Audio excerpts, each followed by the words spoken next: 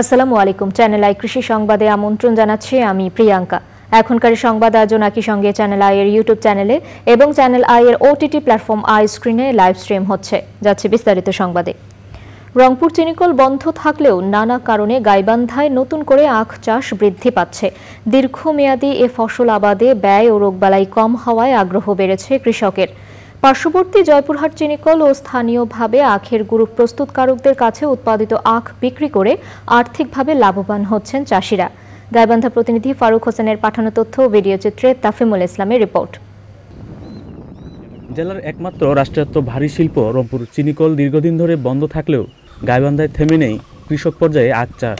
চিনিকল বন্ধের কারণে বিগত কয়েক বছরে আখ চাষ থেকে মুখ ফিরিয়ে নিলেও আবারও নতুন করে আখ চাষের আবাদ বৃদ্ধি পেয়েছে। আখের চাষের অবস্থিত তখন আলু লাগায়, আলুটা হওয়ার পরে তখন ভেতরে আখ লাগালো, আখটা বড় হয়ে গেল, আলুটা তুলে ফেলালো, তুলে ওই মাটিটা সার সুর দিয়ে বড় করে। গতবার তুলনায় আখের দাম একটু বৃদ্ধি করে দিছে, যার জন্য এখন আখ চাষ করে একটু হলেও কৃষকেরা স্বাবলম্বী হচ্ছে। 200 মন আখ হয়, সেখানে 70-80 হাজার টাকা 60,000 টাকা বিক্রি হচ্ছে হয়। এই জন্যে এখন কৃষক সবাই এখন এই আখের উপরে একটা নিচ্ছে আর কি। কৃষক বলছেন অনুকূল আবহাওয়ায় আখ আবাদে রোগবালাই ও পোকামাকড় আক্রমণ কম হওয়ায় উৎপাদন ব্যয় কমে আসছে। আর সেই সাথে আখের মূল্য বাড়ায় বর্তমানে আর্থিকভাবে লাভবান হবেন তারা। 13-14 মাসের খেত বেচিলে বন্ধ বেশি টাকা পাওয়া যায়, একবারে পাওয়া যায়। আলু আসছিল, আলুর মধ্যে লাগাছিলাম খুশির। এলাকায় যে কোনো কিষাণ মেশিন দিয়ে রস বাইর করে বিভিন্ন বাজারে গুড়জাত করে বিক্রি করা হয়। এ কারণে দিন দিন আখ চাষটা দিন দিন বৃদ্ধি পাচ্ছে। নানা জাতের আখ চাষে কৃষকদের আধুনিক কৃষি প্রযুক্তি ব্যবহারের বিষয়ে প্রশিক্ষণ ও পরামর্শ দিচ্ছেন স্থানীয় কৃষি বিভাগ। চিনি যে আখ দিয়ে তৈরি হয় সেটা হচ্ছে চিনিটাই, অর্থাৎ মানুষ যে আখটা কিনে খায় এইটার প্রতি বেশি আগ্রহী হচ্ছে। একটা আখের দাম যখন 20 টাকা করে হয় তখন তার বিঘা প্রতি অনেক লাভ হয়, এই কারণে তারা বেশি বেশি আগ্রহী হচ্ছে।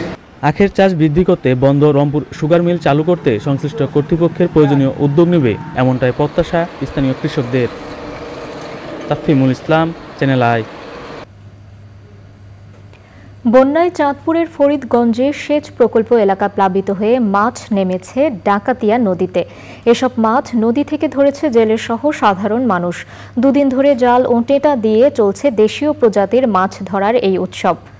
ধরা পড়া এসব মাছ কম মূল্যে বিক্রি করা হচ্ছে। মোর্শেদ আলমের তথ্য ভিডিও চিত্রে মইনুল হাসানের রিপোর্ট। টানা বৃষ্টি আর উজানের ঢলে বন্যা কবলিত হয়ে পড়েছে দেশের 11 জেলা।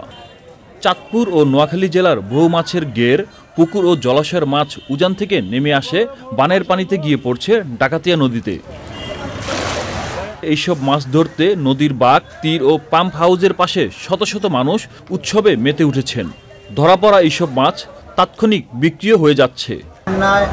মানুষের লাখ লাখ টাকার মাছ ছিটে গেছে, এখন এই গাঙ্গি দিয়া সুরুজ গেট পর্যন্ত আসে। সুরুজ গেট এই গেটে মনে করেন না মেশিনে পানি টান দিলে মাছ সব পানির স্রোতে মাছ আয়া পড়ে। যখন সুইচ গেট চালু হয়ে যায়, চালু করে তখন মাছ পানির উপরে লাফিয়ে উঠে, এই জন্য মানুষ এখানে মাছ ধরে।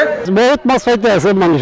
এই সকালে আইছি আমি, অল্প কিছু মাছ পাইছি আমি। হাজার হাজার মানুষ শখ করে মাছগুলি ধরিয়া অনেকে খায়, কেউ আবার বিক্রি করে।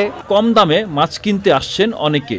এখানে 4000 টাকার মাছ 2000 টাকা এখানে ভালো মাছ, টাটকা মাছ এর লেগে নিতে আইছে আর কি। এখানে এটা পিওর মাছ, পিওর মাছ 800 মিলে আর কি মাছগুলো ধরছি। এখন 2500 টাকা দাম দিতেছে, সকাল 6টার দিকে যাওয়া নাই পর্যন্ত আর কি ধরতেছে।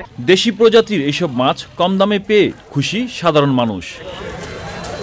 Moinul Hasan, channel I.